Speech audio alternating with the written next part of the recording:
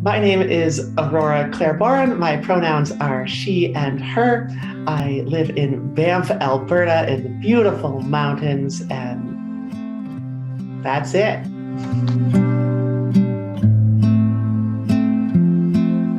I think I I think I always knew that I was trans, but I didn't have the language to know that. I grew up in the suburbs of Detroit, Michigan. I had, in many ways, such a completely stereotypical upbringing of a white middle class family in Midwest America. I went to a pretty good school. I had good grades. I, did things that kids were expected to do, and especially boys. But the whole time I just knew that there was this issue, right? This idea that everything would have been better if I had only been born a girl. But I also knew, given that it was the 80s in America, that that was not a thing that had a solve to it. There was no fixing of that. And so all I could do was make the best of my life as a boy. And as years went on and on and on, this just was always there. And so I did my best growing up to be the best boy, and then eventually the best young man, and then the best man that I could possibly be. And it just never worked. And then one thing that did start to happen somewhere in my teenage years was, in addition to everything would be better if I was a girl, everything would be fixed if I was a girl, I also knew that it was completely shameful to ever admit that to anybody, that that was not a thing that could be said or shared. And I wonder if, had I not somehow started incorporating this into my view of the gender that I had, I wonder if things would have been different. And of course, we'll never know. Ultimately, I ended up in Banff, and I was married for several years to just an extraordinary woman. And we were talking one day, and she finally just said, like, I had never spoken this to her at all. And she finally said, I know what you are. I know who you are. You're transgender. And I was like, what is that? I actually didn't know. I think I was 29 at the time, 30 something. And I still had no idea. And she explained it to me, and my first reaction was, quite honestly, how could you possibly know that? That's not real. And then it, of course is. And here we are. But that's how I figured it out. Is I never figured it out. The person that I was married to at the time figured it out, told me, and made me listen to her. And I think 2 weeks later, she and I had multiple discussions about this, and back and forth. And yes, of course she was right. Of course she was right. I always knew she was right. And 2 weeks later, I came out to everybody. I had done literally nothing, right? Two weeks later, and said, hey, I'm trans.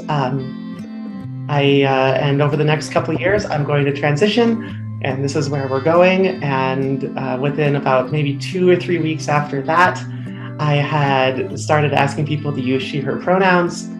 My name took a much longer time. I think I went by my dead name, and then I just added Claire to it for some time. And then I think a year or so after, I chose Aurora as my name.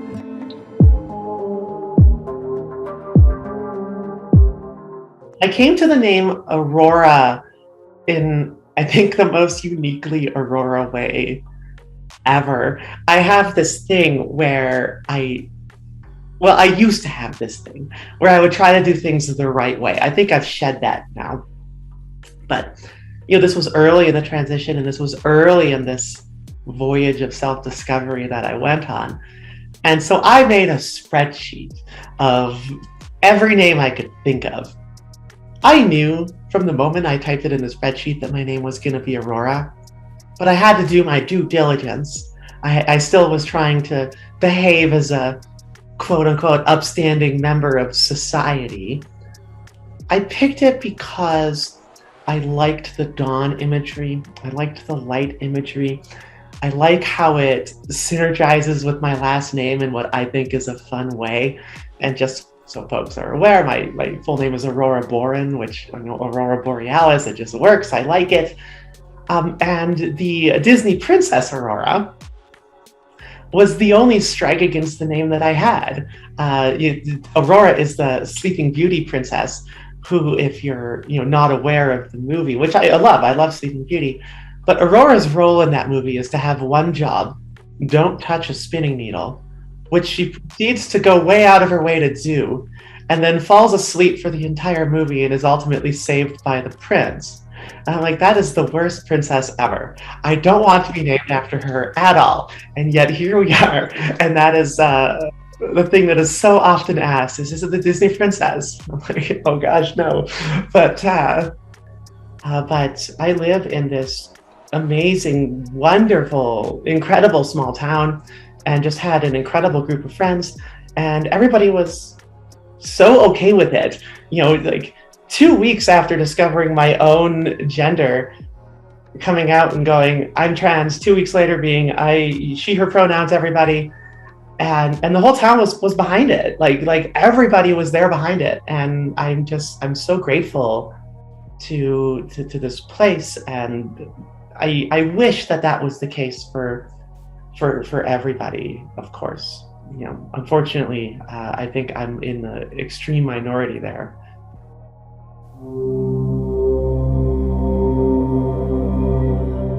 I will say that when it comes to my family, I'm maybe more common. I have a wonderful, loving, caring mother who is absolutely part of my life and completely wonderful.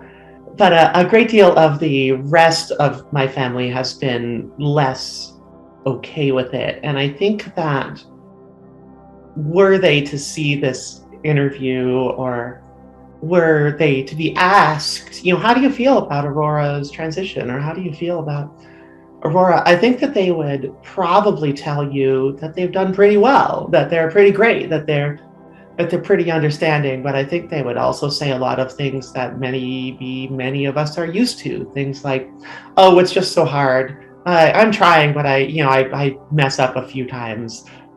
Spoiler alert, it's often a lot of times.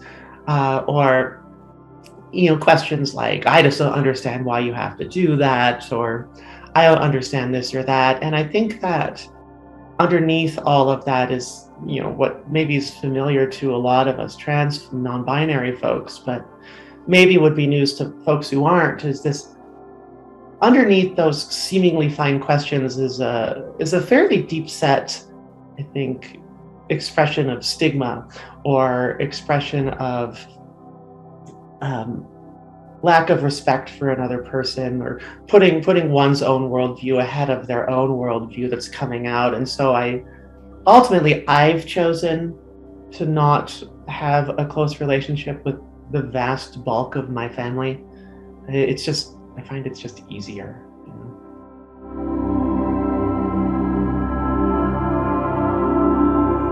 I am not still married. My former wife and I separated under actually pretty extraordinary circumstances. She and I are I cannot tell you how good of friends we are and how important a person she is still in my life. We went on a big wine tour over the summer. She remains my number one choice of human to vacation with. We just get along so well on vacations and this kind of thing. We have proudly divorced stickers that we share on our refrigerators and whatnot. And I think in the end, I think we were really excellent matches for each other. She just is straight, and we were able to get through the grueling process of divorce.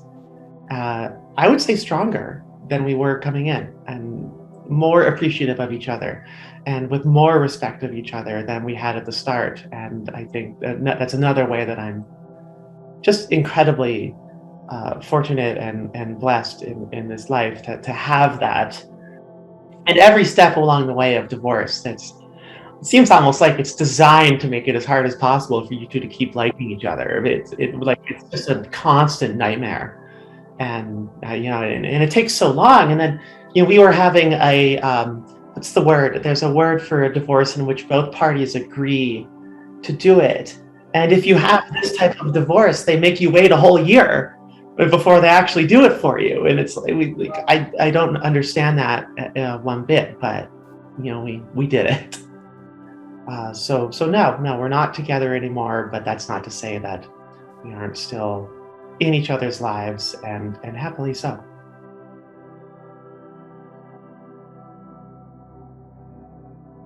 So I moved to Canada when I was 15 years old. In what became a pattern in my life, I moved because of a girl that I was dating. And but my mother had already crossed the border. I should say my mother and father separated when I was, I want to say, in grade 3 or 4, somewhere in there. My mother ended up moving to Southwest Ontario, where she started a new family. And when I was 15, I crossed the border and joined that part of the family with the intention of being closer to a girl that I was dating. And I never looked back. This was a real pattern of my life, is that I would move, start a completely new life, and then things would get kind of too real, and I would move again. So the first time this happened was I went through a kindergarten through grade 8 private school in the States. And by the time I finished grade 8, every kid in school is talking about which private high school they're going to go to, and all these top shelf high schools. And I decided that I wanted to go to a public high school. Why? No reason other than nobody else was doing it. That's the reason I wanted it. And so I did that. And then I was in a public high school in America for a couple of years. And then ultimately things again got a little bit too real, a little bit too close. I felt a little bit too exposed. I changed my life, uprooted, moved in with my mother in Ontario at a new high school. And this is the first time in my life that I think I started to feel actually accepted and halfway okay with it.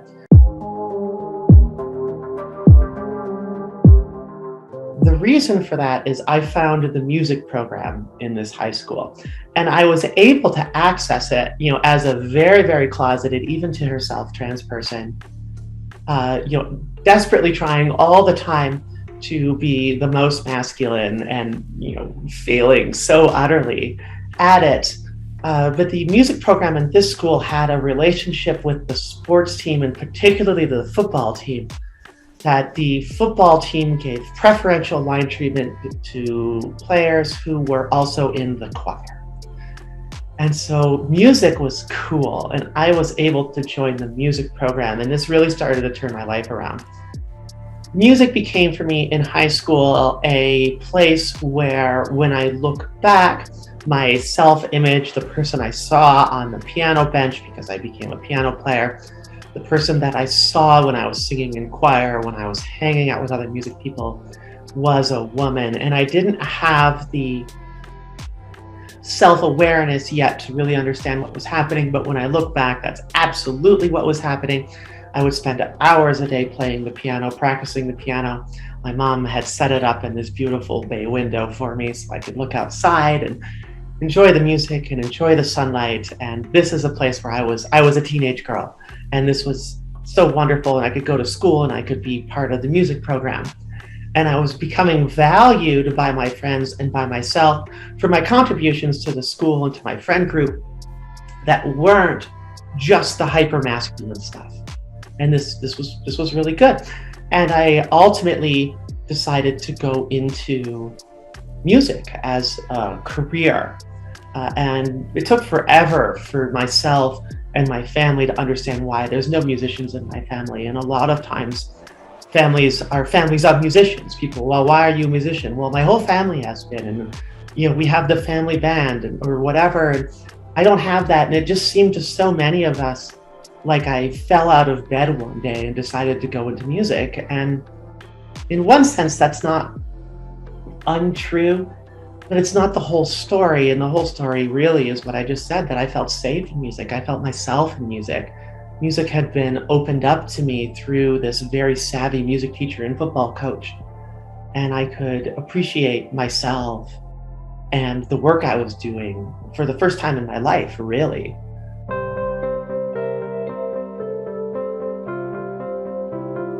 So I went to university, and I was completely disappointed that my dormitory, my residence, had several people in it from my high school, including an ex-girlfriend of mine. And so again, this pattern of me trying to do things where I'm starting my life over all the time kind of was thwarted here a little bit. And I was forced to carry some friends over. And as I went through university, I slowly started to become okay with this. Again, all of this constant fear always, people would get too close, and learn that shameful secret of mine that I wanted to be, at this point, a woman, and just simply as opposed to a girl, and that everything would be better if that had only been the case. And nobody knew that yet, but people were getting very close to me and for the first time in my life. And this is also where I met my former wife in music school. And so graduated and didn't know what I was doing. I had a music history degree. Who knows what you're supposed to do with that. And my former wife had moved to Calgary. And I said, well, I know what I'm going to do. I'm going to uproot everything, and I'm going to move across the country, and I'm going to move to Banff and try this out, because she's pretty awesome, but also I don't know what I'm doing here, and that constant need to completely restart my life. And so I showed up in Banff and became a hospitality worker for a while. I worked in restaurants and internet cafes, if you can remember such a thing. And my wife and I got married, and ultimately I started a career in music. And before I knew what was happening, I had placed roots in a place. I had started a career. I had friends that knew me.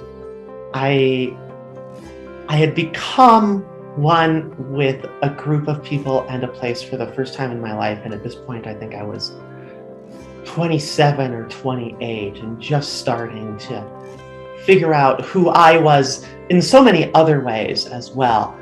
And this was that's how I came to Banff. And this is the moment where when I look at my life, I go, this is what started to unlock everything that has now happened over the past 12 years.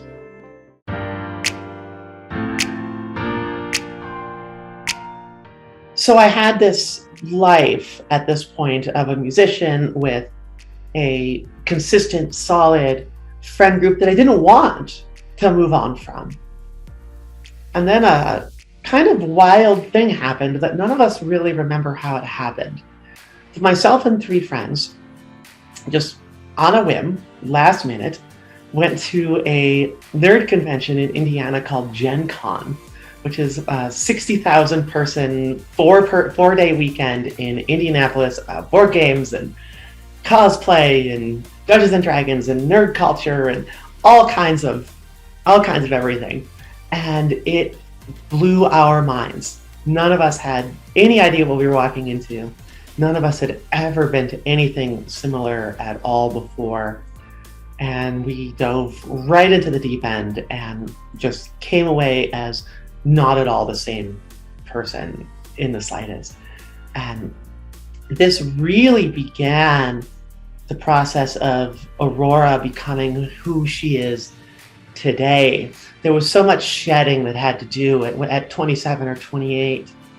I had spent a lifetime learning behaviors that men do, which is a fake thing anyway. That's not even a thing that exists.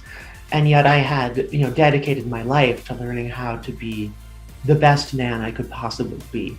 So I pretended to like sports, and I worked out all the time, and I said terrible jokes that I would I wouldn't even hint at today. And I did all these behaviors, many of which were toxic.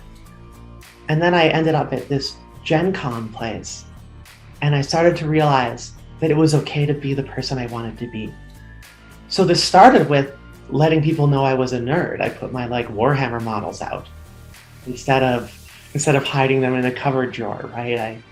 I told people I liked board games. I was able to talk about Lord of the Rings at the bar, right? None of these things none of these things are remotely shameful, and yet I had decided that they were, covered up in this whole thing.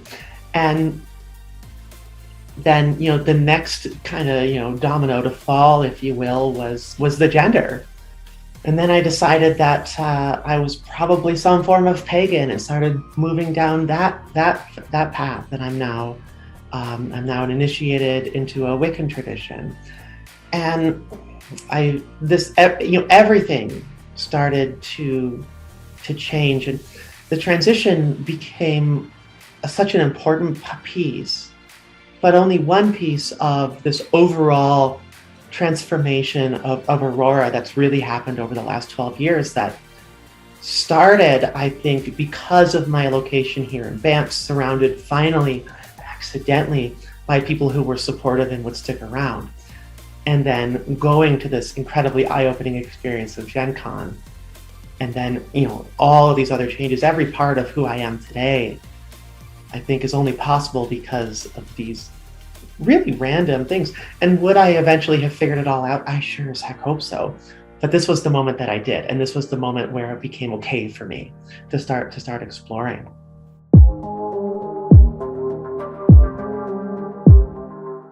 So when I was living in America, my family at the time would oftentimes go to the Michigan Renaissance Fair. And it was an annual trip. And the Michigan Renaissance Fair was actually pretty big, and it was really, really exciting and cool. And I always look forward to it. But I was going with my family, and I was going as a young man who couldn't be who they were supposed to be, or who they really were, or the most authentic version of themselves. And so my experience at the Michigan Renaissance Fair was as a spectator. I would show up and know that I wanted to wear those costumes, but I couldn't. I would show up and know that I would want to get picked to go on stage in one of the stage shows, but I couldn't raise my hand. I could only laugh a certain amount. I couldn't want to go watch this jousting. I couldn't want to go try this clothing on. I couldn't go want to talk, to have really cool conversations with people. So I would only show up and I would spectate. I was like a outdoor roaming wallflower with my family, lest anybody figure it out, right? And now, I look back and I'm like, boy, if I'd only listened to myself, if I had only seen how much work I was putting in to not have a good time. And because now I go to Renaissance fairs or nerd conventions or whatever, and I'm the most enthusiastic person there, right? Like this is what I do. This is where I most feel like me, is in these places outside of dominant cultural norms, where I can be with a bunch of other people that are just being their best selves, that free of whatever societal stigmas, because here we are, here we're all in this together. It was Banff Pride Week last week, which was really phenomenal that we were able to have a whole week long of Pride activities here in Banff. And I had set the goal, and I did it, of showing up to every Pride event. I didn't go to every Pride event, but every Pride event I went to, I wanted to show up in an increasingly over-the-top costume. And, so by the time it got to the end, I showed up to the Pride closing party as like a leather-clad dominatrix style person. And, that's the kind of thing that I'm so happy to do. And then when you notice that other people are doing it too, right? Because that first time that I showed up in a strange costume, I was the only one, right? And then you see that there are other people that want that as well, that, maybe you're providing license for, inspiration for, and because there's so many of us out there that exist in these places and thrive in these situations that are outside of, dominant culture normativity. And I know that for me, my place of discovery, happened in Indianapolis, and maybe somebody else's place of discovery happened at Pride based on whatever I happen to be wearing at the time. And it's so exciting to see that in other people and to participate in that with other people and to join other people with that.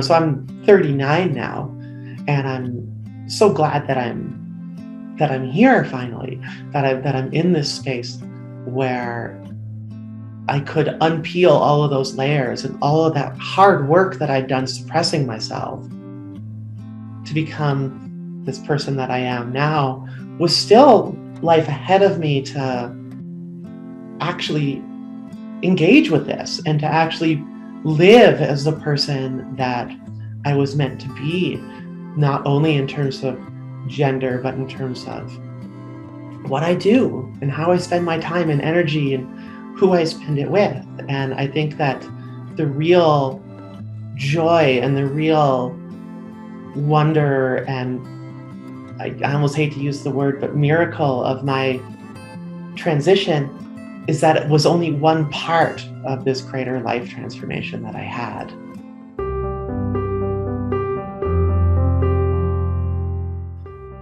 I think if I had to pass on one bit of learned wisdom that I've gained over my lifetime, or this transformative time of it, is that it's okay to not know. It's okay to exist in this space where we sense that something is right and we don't know what that means, and so we're just going to walk towards it and see what happens. We don't have to have everything planned out. We don't have to know, if we're transgender or non-binary. We don't have to know what medical procedures we're going to get, or what our name is going to be, or any of these things. We don't have to know what we like. We don't have to be able to list the parts of ourselves that are the parts that we love the most. All we have to do is keep moving towards those things and towards the sense of rightness, or the sense of things that we enjoy or love or like, or that make us feel good. And over time, we'll figure out what they are. And in that same sense, it's okay to change our mind. For the longest time, I told everybody that I wasn't going to get bottom surgery, that it was too much. For the longest time, I told everybody that I wasn't going to change my pronouns. Well, that wasn't a long time. That was only 2 weeks. But I was very definitive that I was never going to change my pronouns. Then I was definitive that I was never going to change my name. And well, here I am. And in all of these cases, I was okay with not knowing or changing my mind when things became obvious that they would make my life better. And I hope that other people from my story can be inspired by that, and be okay with that feeling of walking and not knowing where we're going, and knowing that one day we'll get there.